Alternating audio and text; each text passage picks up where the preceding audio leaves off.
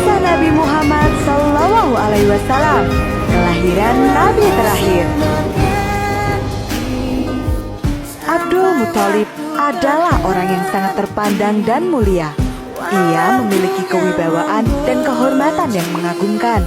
Dia merupakan salah satu pemimpin besar kaum Quraisy. Saat masih muda, dia pernah bersumpah akan mempersembahkan salah satu anak lelakinya jika dia dikaruniai 10 anak lelaki yang bisa membantunya memperkokoh kedudukan. Dan Allah mengabulkan doanya. Janji harus ditepati. Abdul Muthalib melakukan undian dan dari 10 anak lelakinya, Abdullah yang terpilih. Jangan, Abdullah adalah anak yang bersih dan baik. Lebih baik anak-anak kami yang dikorbankan. Abdullah memang terkenal sebagai pemuda berhati mulia. Atas izin Allah, Abdullah pun ditebus dengan 100 ekor unta. Waktu terus berlalu. Pemuda mulia itu kini telah menikah dengan seorang wanita yang soleh. Dia adalah Aminah binti Wahab. Pernikahan keduanya berlangsung dengan meriah. Beberapa bulan setelah menikah, Abdullah harus pergi ke Syam untuk berdagang. Doakan keselamatanku. Tentu saja. Semoga Allah selalu melindungimu. Namun, kebahagiaan keduanya tidak berlangsung lama. Dalam perjalanan pulang, Abdullah sakit hingga akhirnya meninggal dunia. Jenazahnya dimakamkan di Madinah. Mengapa engkau cepat sekali meninggalkanku? Hati Aminah terasa hancur. Namun, dia berusaha untuk tetap tegar. Karena pada saat itu dia sedang mengandung. Waktu itu, Mekah merupakan kota yang menjadi pusat semua umat manusia. Banyak orang berdatangan untuk mengunjungi Ka'bah. Meskipun bangsa Arab menyembah berhala, namun mereka tetap memuliakan Ka'bah.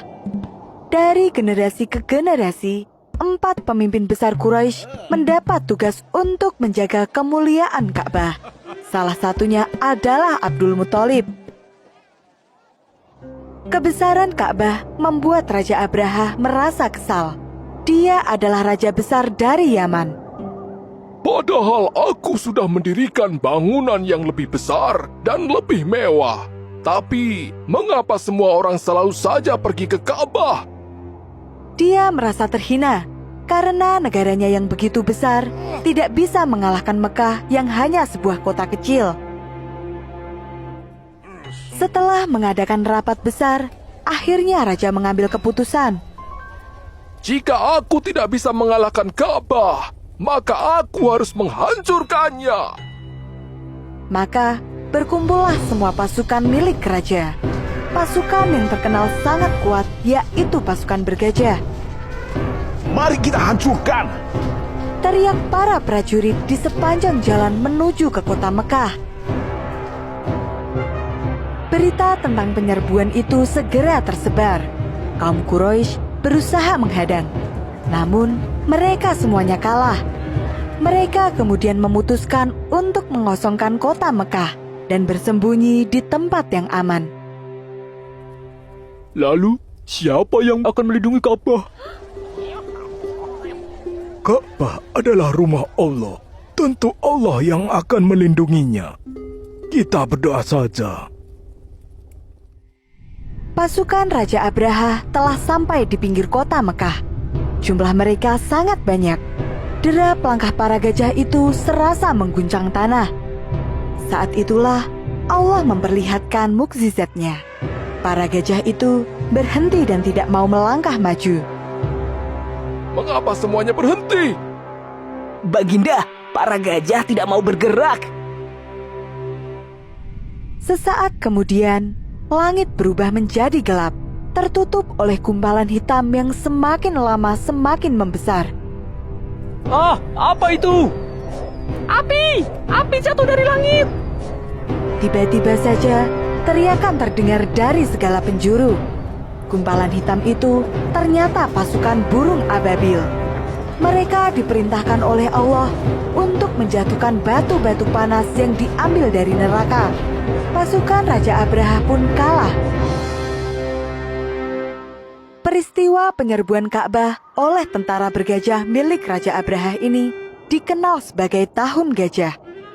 Pada tanggal 12 Rabiul Awal Tahun Gajah ini, Aminah melahirkan seorang bayi laki-laki yang sangat istimewa, yang merupakan keturunan dari Nabi Ismail alaihi salam. Dialah Nabi Muhammad Shallallahu alaihi wasallam. Alhamdulillah. Kelahirannya telah dinanti oleh seluruh alam semesta. Abdul Muthalib menggendong cucunya dan membawanya keliling Ka'bah. Siapa nama cucumu, wahai Abdul Muthalib? Namanya Muhammad. Itu nama yang asing dan tidak pernah dipakai. Mengapa kau memilihnya? Aku ingin agar semua makhluk di bumi ini memujinya. Pada saat Nabi lahir, ada banyak peristiwa besar yang terjadi. Di antaranya adalah 1. Jin tidak lagi bisa mengintip berita dari langit. 2. Istana Raja Kisra, penguasa Persia yang kejam, berguncang hebat dan sebagian bangunannya roboh. 3. Api abadi yang selalu disembah kaum Majusi padam seketika. 4. Danau sawah yang disucikan bangsa Persia tiba-tiba mengering. Nabi Muhammad terlahir sebagai anak yatim, tidak memiliki ayah. Meskipun memiliki seorang kakek yang terhormat dan memiliki kedudukan, namun keluarga Nabi Muhammad tergolong miskin. Karena itulah, ketika tiba saatnya mencari ibu susu, tidak ada seorang pun yang mau menerima Nabi. Dia anak yatim dan keluarganya pun tidak kaya. Saat itu, datanglah Halimah Asyadiyah